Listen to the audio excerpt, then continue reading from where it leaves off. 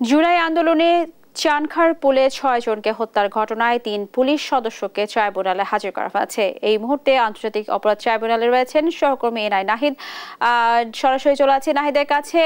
নাহিদ, আপনি নিশ্চয়ই আমাকে শুনতে পাচ্ছেন। নাহিদ, ট্রাইব্যুনালের পুলিশের সাবেক কোন কোন কর্মকর্তাকে হাজির করা হয়েছে, শুনানি নিয়ে বিস্তারিত জানাবেন।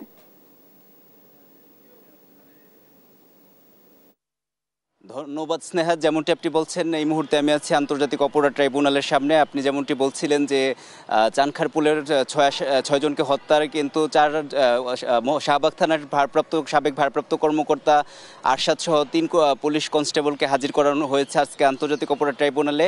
তো আপনি যেমনটি জানাচ্ছিলাম যে গত ঘন্টায় যে তাদেরকে আনার কথা ছিল এবং কিছুক্ষণ আগে কিন্তু তাদেরকে হাজির করা হয়েছে। তো তাদের চানখারপুলে আনাস হত্যায় ৬ জনকে হত্যার ঘটনায় পুলিশ কর্মকর্তা Arshad, constable Sujon Hossain, constable Imaj Hossain, constable নাসিরুলকে আন্তর্জাতিক অপরাধ ট্রাইব্যুনালে হাজির করা হয়েছে।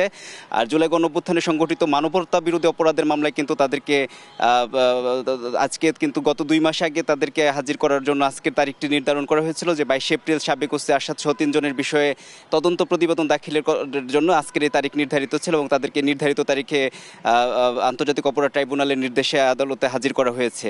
তো আপনাকে জানাতে চাই যে বিচারপতি মোহাম্মদ গোলাম মুর্তজা মজুমদারের নেতৃত্বে 3 সদস্যের ট্রাইব্যুনাল 2 মাস আগে তাদেরকে আজকে হাজির হওয়ার আদেশ দেন এবং এখানে সাবেক ওসি আরশাদ সহ 3 জনকে আজকে হাজির করা হয়েছে। তো আন্তর্জাতিক ট্রাইব্যুনালে চানখারপুল হত্যা মামলা নির্ধারিত তারিখ ছিল যে তারিখে এখানে 4 আসামিকে হাজির করার বিষয়টি আমাদেরকে নিশ্চিত করেছে প্রসিকিউটর।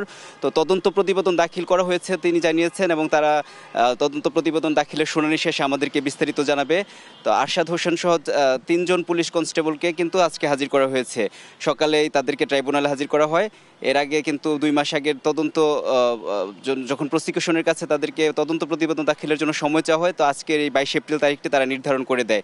তো তাদের বিরুদ্ধে যে আনীত অভিযোগগুলো সম্পর্কে একটু জানাতে চাই আপনাকে যে গেল 5 আগস্ট ছাত্র জনতার আন্দোলনে চানখারপুলে যে মানে একটি ভিডিও সোশ্যাল মিডিয়ায় ভাইরাল হয়েছিল যেখানে দেখা যায় যে কনস্টেবল সুজন দাঁড়িয়ে বা শুয়ে ছাত্র জনতার উপর গুলি করছিল। এর পরিপ্রেক্ষিতে কিন্তু আন্তর্জাতিক অপরাধ ট্রাইব্যুনালের চেয়ারম্যান বিচারপতি মোহাম্মদ গোলাম মুর্তজা মজুমদারের নেতৃত্বাধীন ট্রাইব্যুনাল তাদের বিরুদ্ধে গ্রেপ্তারি পরোয়ানা জারি করে।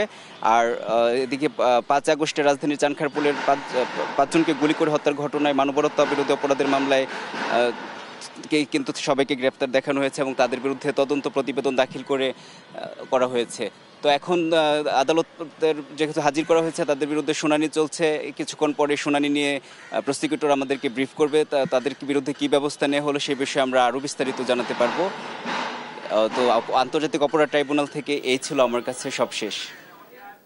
নাহিদ, আপনাকে ধন্যবাদ। দর্শক, শুনছিলাম আন্তর্জাতিক অপরাধ ট্রাইব্যুনাল থেকে সর্বশেষ খবরাখবর।